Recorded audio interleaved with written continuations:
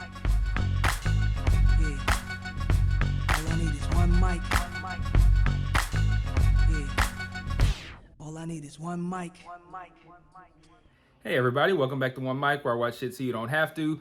And today I'm here to talk about Season 1, Episode 5, the season finale of the HBO limited series, Scenes from a Marriage, entitled In the Middle of the Night in a Dark House Somewhere in the World. I had to look at it, it's a long title, obviously. The title is a very heavy-handed and fourth wall breaking callback to the original series. I had to, I looked this up, and the full quote. I'm not gonna say the full quote, but it's essentially the same thing that Mira says in the episode. She says in the middle of the night, without fanfare, in a dark house somewhere in the world. And the quote from the original version finishes something like, "You're here in my arms, I'm here in yours," something like that, to that effect. I didn't like that. I thought that was very corny, like to almost kind of like it's like winking into the camera or something, or like doing like a nudge to somebody in the camera. And for this kind of show, you don't want to take somebody out of the moment like that in the middle of the moment. I find it distinctly different from the behind the scenes scenes that started at the previous 4 episodes, and then it was at the end of this one. I find it a little bit different because that's more of a transition. It's like, okay, hey, we're going to show you this behind the scenes thing, and we're going to transition into the actual show. And I feel like it's kind of like an unnecessary kind of like a little bit of flair. Like that's not really needed. It doesn't really add anything, but I don't have any issue with it. I've read a lot of other people do. I don't, but I do have issues with being taken out of it in the moment. And to hear that quote and know that it's from the original, it feels, like I said, it feels very, winking the gun at the camera, like, hey, look what we did. And that's so unnecessary in a show where you already have people complaining about the fact that the behind the scenes things kind of take away from it. So I didn't particularly like that. I thought that was corny. I almost feel like Jessica Chastain probably read that and was like, I really don't want to do this. But it is what it is. So talking about the episode, I kind of thought this episode and this season of this show, I can't say a season because it's not going to return, but this series ended with kind of a fizzle. And I've been wondering, I finished watching it a couple hours ago, and I've been kind of like contemplating it in the time since, because I don't know how I feel about that, because I think what caused this is the fact that we don't see at any point the crumbling of their marriage.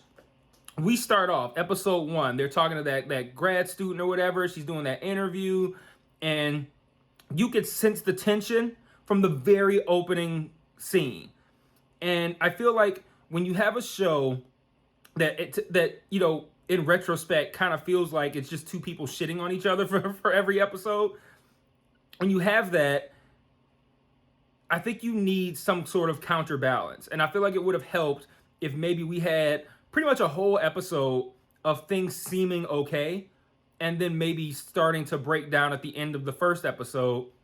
And then most of this episode, you could kind of do without or tack it on to the end of the previous episode. Because it feels like, when they reach the point of like, okay, they're getting the divorce now, they've signed the papers, they just slugged it out in the foyer. Where do you go from here?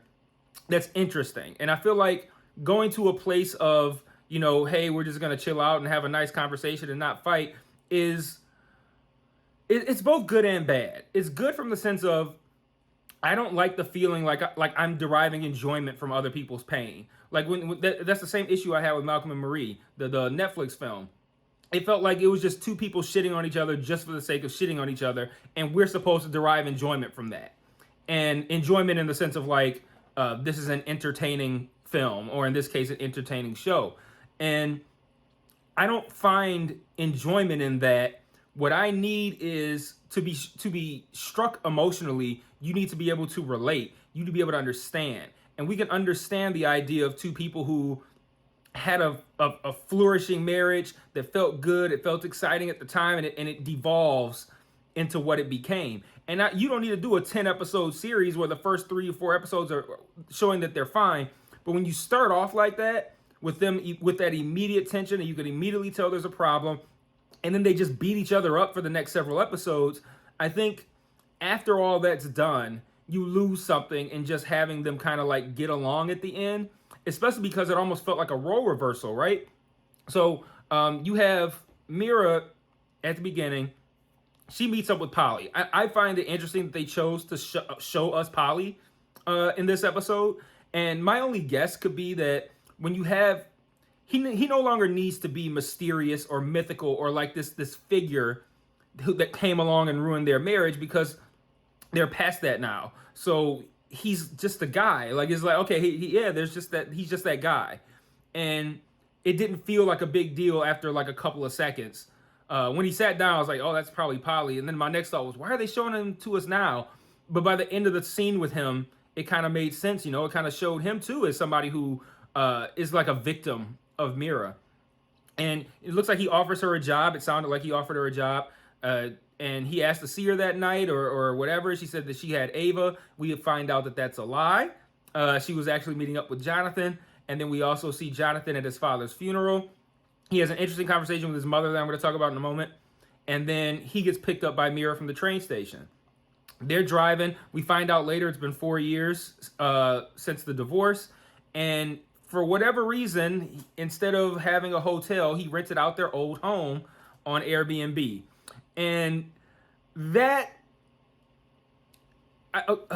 that bothered me too. And it's like, I get it though, because I feel like if you're so far past that pain, it probably doesn't matter. And you're probably just going to have those good nostalgic feelings by being in there. But my immediate impression of that, because it hasn't been 4 years for me, it's been 1 week, is that I wouldn't want to go somewhere that's going to drudge up those sorts of memories. So it was a little weird, but again, I'm not in that situation, so I can't understand what would be going on in Jonathan's head 4 years after this divorce.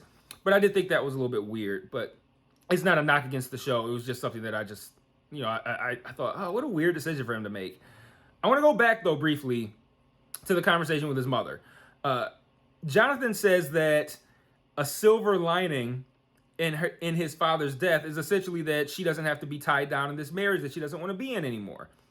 And the mother's kind of like, you know, staying together for the kids is not some shitty thing that you're making it out to be. It's admirable. It's not something to be ashamed of. You know, like she defends that concept.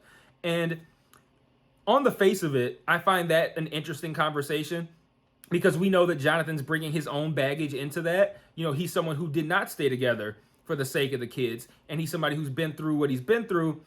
And he looks at himself probably as more free now and more happy. And whatever other positive, outlooks he might have on his life.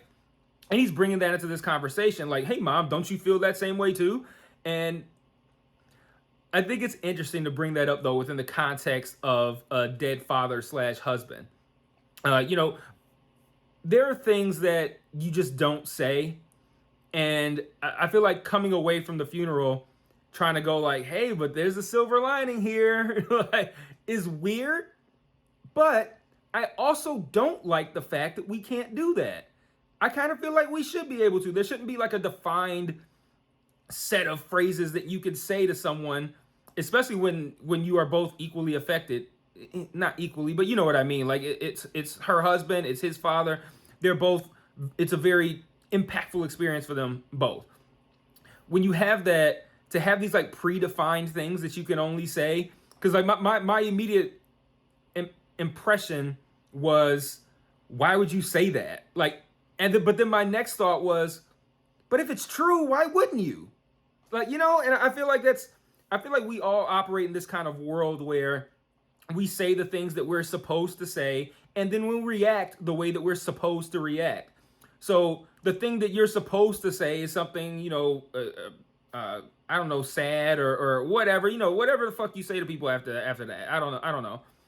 And then her response is the one that you're supposed to say. Like, you have the right to get upset if he suggests that there's a silver lining, and people just take that. They just go like, oh, how dare you? But in the reality, what's wrong with that? Like, if that's the reality of the situation, why can he not say, you know, this guy was a piece of shit? And he didn't say this, but I'm just saying, let's say he was. Hey, this guy was a piece of shit. Now you're out from under him now. And if you look like, oh, that's in poor taste, you know, driving away from a funeral. But why does it have to be? Why do we have these these conversational laws, the where you could say you can and can't say certain things, and you should or shouldn't say certain things. So I found that conversation to be interesting, like just across the board. Jonathan bringing his own baggage into the conversation and putting his perception of how these things should work on his mother, but then also the idea of like, oh, you can't say that, Jonathan. That's in poor taste. And Jonathan's like, that's the reality. And then the mother saying again what you're supposed to say. Like, what if she did feel that way? Like, yeah, he was kind of an asshole. Like, it was pretty overbearing to be married to this guy. I guess it's not, but you can't say that, and you can't feel that way.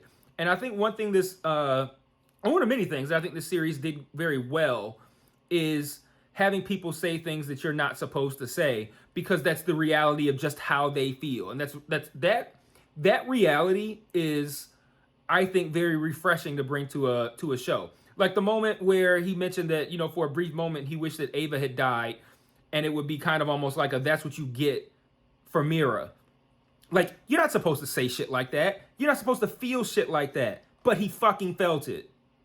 And he felt ashamed of it, and he said it. And like, that's just the reality of what it is. So I like the idea of being able to say the reality of the situation. I don't like the idea of you're not supposed to say something. You're not supposed to feel this way.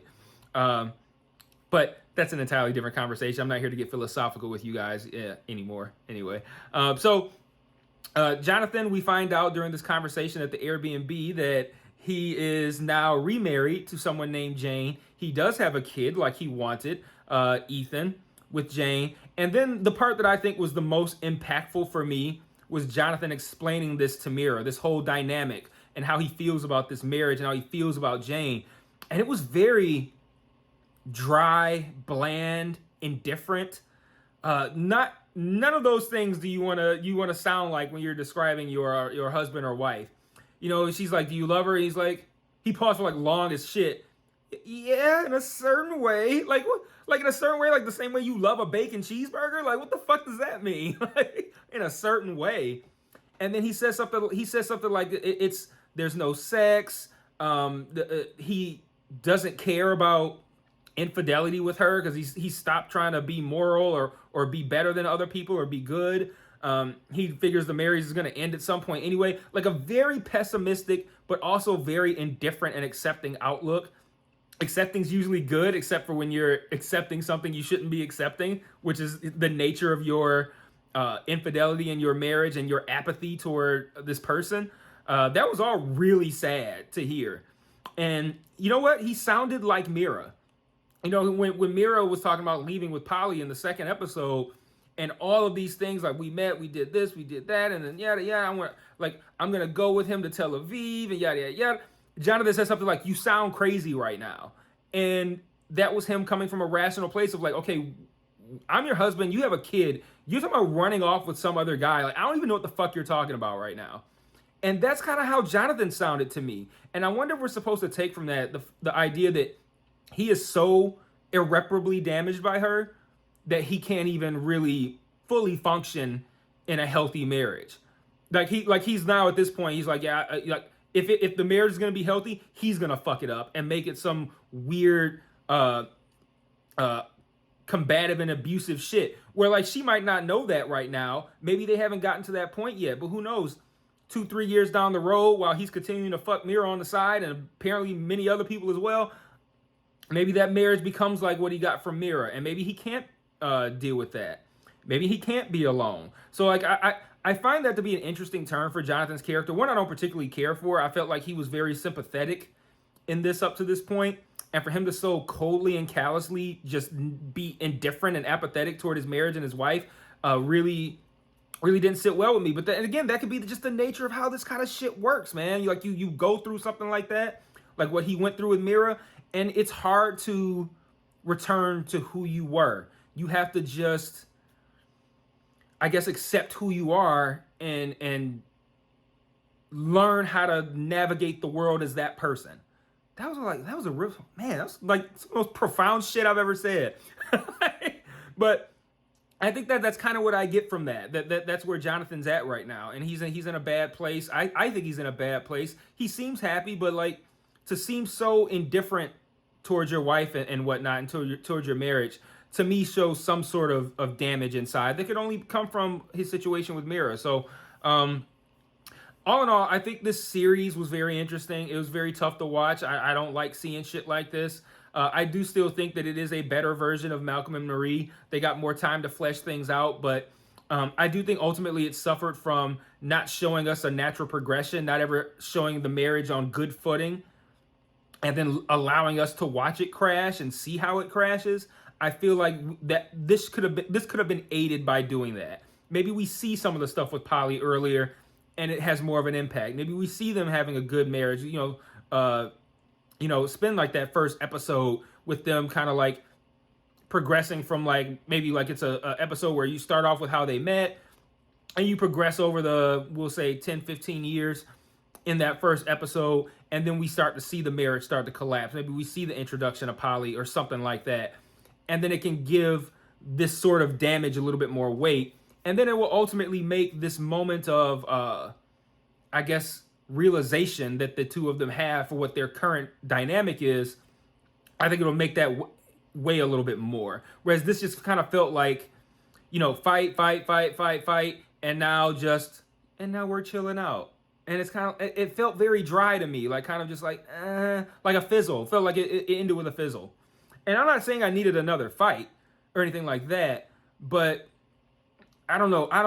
It's hard for me to describe what I would have expected, but all I can describe is what I felt coming out of it, which was kind of like oh, okay, that's it. And I don't think that's where you want to have people coming out of your limited series. So, but all in all, I really did enjoy this. I thought it was really good for the most part. I can't say I enjoyed it. It was very tough to watch, but it was fun. So, subscribe, get those notifications. Come check me out for all the other things that I'm doing. I cover all kinds of shows all at the same time. This wrapped up on Sunday, and then next Sunday we have the premiere of Succession Season 3. So I'm going to be covering Succession, so we'll be rolling right into that next week. I just wrapped up Ted Lasso. I just wrapped up Leticia on HBO, but we're going to be pulling new stuff in, so I may or may not cover You. New season of that's coming. I may or may not cover Insecure. New season of that's coming the following Sunday, so we'll see. There's a whole lot of more stuff coming down the pipe. So I will see you guys whenever I see you. Peace.